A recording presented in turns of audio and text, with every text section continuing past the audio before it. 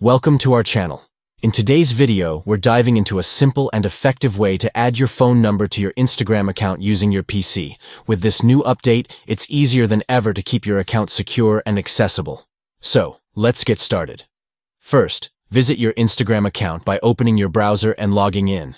Once you're in, look to the bottom left corner of your screen. You should see a menu. Click on More. This will bring up additional options for your account settings. Next, click on Settings. This is where the magic happens. In the Settings menu, navigate to Accounts Center. Here, you'll find all your account-related configurations. Now, click on Personal Details. This section allows you to manage your contact information and other important details. Under Contact Info, you'll see an option to add new contact. Go ahead and click on that, then select Add Phone Number. You'll need to enter your email address associated with your Instagram account. After that, choose the account you want to link the phone number to and hit Next.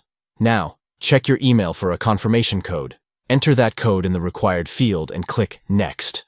And just like that, your phone number is now added to your Instagram account. If you found this video helpful, don't forget to give it a thumbs up and subscribe for more tips and tricks on getting the most out of your favorite social media platforms. Thanks for watching, and